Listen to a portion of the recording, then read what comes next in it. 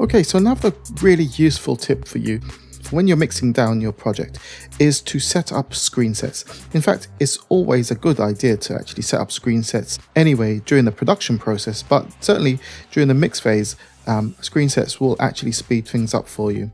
Now, if you want to see a more in-depth video on screen sets, just check out the playlist right here and you'll be able to find my dedicated video on that.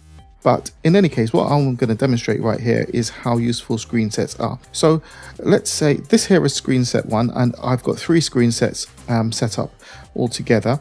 What I'm going to do is I'm going to show you the screen sets that I've got. So this is 1. I'm going to press number 2 now, and that's my screen set number 2, and 3, screen set 3. So I've got on 1, I've got just the main window. On 2, I've got a mixture of the main window and the mixer, and then I've got the full mixer window. Now, the main reason why professionals tend to use screen sets when working in Logic Pro X is that you get to eliminate the use of the mouse. The fact is that pre-assigned key commands or shortcuts on the keyboard speed the process up far more quickly than if you're using the mouse. Now, by programming your screen sets and locking them in place, as you will see in the video dedicated to screen sets, you will see that you are able to speed up your process whether you are producing, composing, or mixing. And that's one of the key things I find. My screen sets really do speed up the process.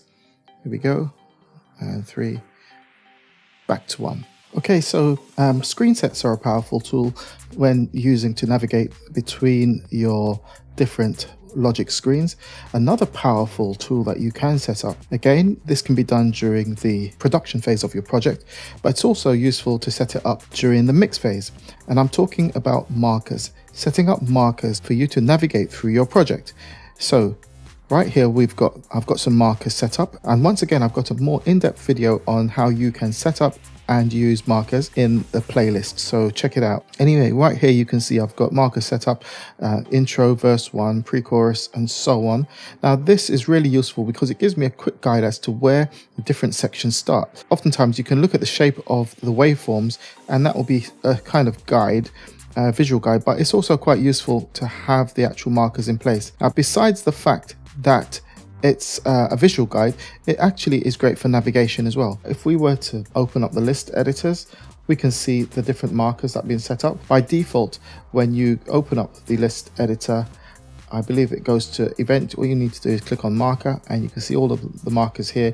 You can edit and add more and so on and so forth. But like I said, check out the video I've got dedicated to markers to find out more. As I said, markers are really useful for navigating around the interface and through your song.